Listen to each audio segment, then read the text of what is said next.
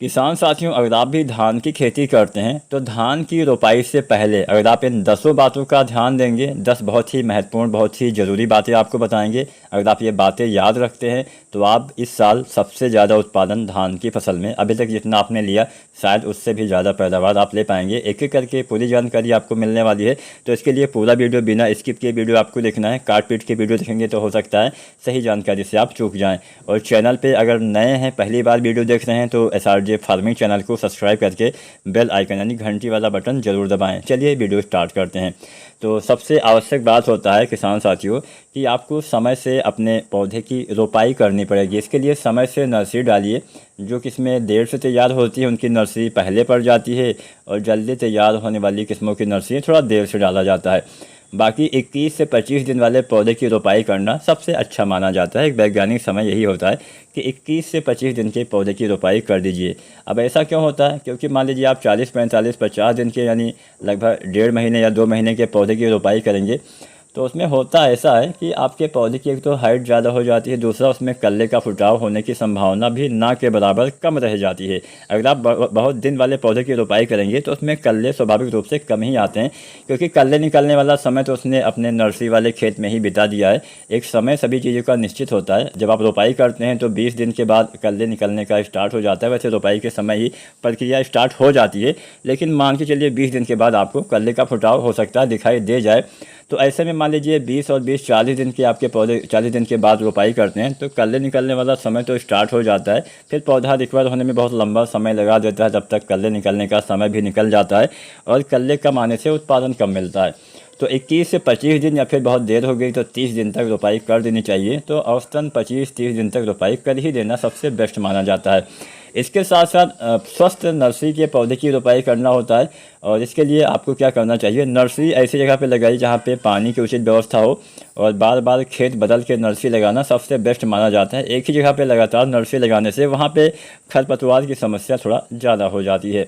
दूसरा बात ध्यान क्या देना है, पौधा उखाड़ने के बहुत ही जल्दी यानी 24 घंटा तो बहुत देर हो गया। कोशिश करिए कि आपने सुबह उखाड़ा तो शाम को लगा दीजिए, शाम को पौधा उखाड़ा तो सुबह लगा दीजिए। अधिकतम 24 घंटे के भीतर आपको नर्सरी वाले पौधे उखाड़ने के बाद लगा देना चाहिए। अगर आप बहुत देर से लगाते हैं, 2-4 दिन ऐसे ही पौधा बाहर पड़ा रहता है, तो नुकसान होता है, पौधे में बहुत ज़्यादा डैमेज हो जाता है, जिससे रिकवर होने में बहुत लंबा समय लगा देता है। जब भी आप नर्सरी से पौधा उखाड़िए तो सीधा धूप के नीचे ना रखिए, उसको छायादार जगह पे, पानी वानी जहाँ पे नमी हो ऐसे स्थान पे आपको छायादार जगह पे रखना होता है। वैसे भी आपको पता होगा भी कितना तेज़ धूप, कितना गर्मी पड़ रही है, तो पौधा उखाड़ने के बाद छायादार जगह पे रखिए। उसके बाद जल्द से जल्द नर्सरी जो है वो अपने खेत में रोपाई कर दीजिए। खेत की तैयारी भी सही से करिए, अच्छे से जुताई करवाइए, सही से पानी होना चाहिए, ऐसा नहीं कि यहाँ पानी ही ना रहे। नर्सरी के जब आप पौधे की रोपाई करते हैं तो उस समय पानी खेत में भरा रहना चाहिए, और 3-4 दिन तक लगातार पानी रहेगा। कम से कम 3 दिन तक तो पानी भरा ही होना चाहिए। इसके साथ साथ खादों की बात कर ही लेते हैं। तो रोपाई से पहले अभी आप क्या करिए, 2-4 जुताई करवाइए। उसके बाद अंतिम जुताई से पहले अपने पूरे खेत में गोबर खाद को डाल दीजिए, उसके बाद जुताई करवाइए।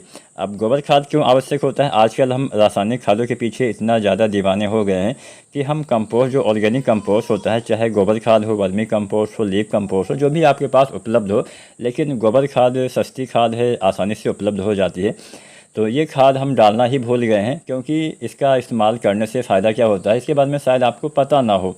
ये जो खादें होती हैं ऑर्गेनिक वाली, ये थोड़ा धीरे धीरे काम करती हैं, लेकिन लंबे समय तक काम करती हैं। मिट्टी में काफ़ी सुधार करती हैं, मिट्टी में जैविक गतिविधि को भी काफ़ी बढ़ाती हैं। जब मिट्टी भुरभुरी हो जाती है तो आपके मिट्टी के अंदर जो एक हवा का संचार है वो भी बढ़ता है, जिससे जड़ों का विकास और अच्छे से हो पाता है। हालांकि वो अलग की बात, मतलब अलग उसका टॉपिक हो जाता है, उसके ऊपर किसी दिन हम वीडियो बना लेंगे कि ये ऑर्गेनिक खादें डालने से फ़ायदा क्या होता है। फिलहाल गोबर खाद आपको जितना मिले उसका इस्तेमाल आपको करना जरूर चाहिए। रोपाई से पहले डाल लेंगे तो बढ़िया फ़ायदा मिलेगा।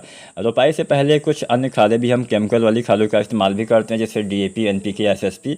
तो चलिए इनके बारे में भी जान लेते हैं। अगर आप DAP डालते हैं तो 30 से 40 किलो DAP डालिए, 18-20 किलो यूरिया डालिए, पोटास लगभग 30-35 किलो आपको पर एकड़ के हिसाब से रोपाई से पहले इस्तेमाल करना है, तो अच्छा लाभ मिलेगा। अगर आप NPK 12-32-16 डालते हैं, 50-55 किलो डालिए, साथ में वही 18 से 20 किलो यूरिया डालिए। तब पोटास की मात्रा आपको कम कर देना है, 15-20 किलो पोटास आप डाल सकते हैं।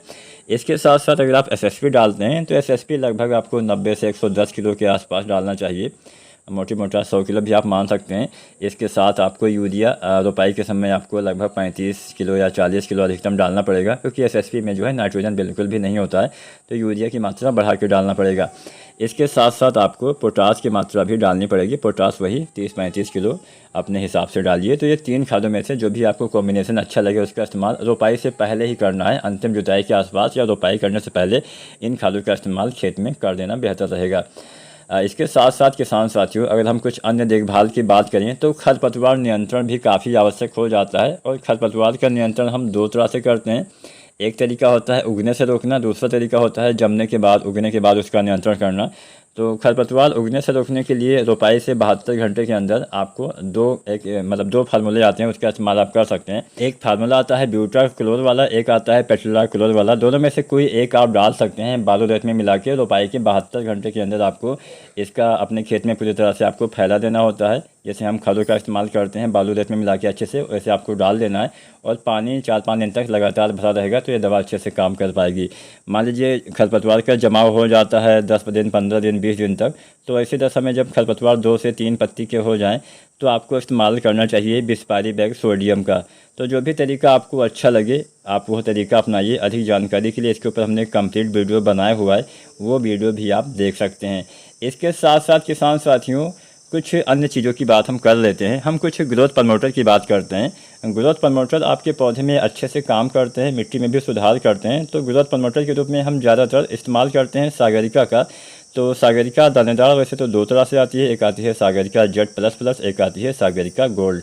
सागरिका Z++ में बहुत सारे माइक्रो न्यूट्रिएंट्स पाए जाते हैं, सागरिका गोल्ड में भी माइक्रो न्यूट्रिएंट्स पाए जाते हैं, लेकिन इसके साथ साथ ह्यूमिक एसिड और फ्लोरिक एसिड भी पाया जाता है। तो जो भी आपको अच्छा लगे उसका इस्तेमाल करना है। 10 किलो 8 से 10 किलो पर एकड़ के हिसाब से रोपाई के समय भी आप डाल सकते हैं, या फिर रोपाई के 10-15 दिन तक आप इसका इस्तेमाल कर सकते हैं।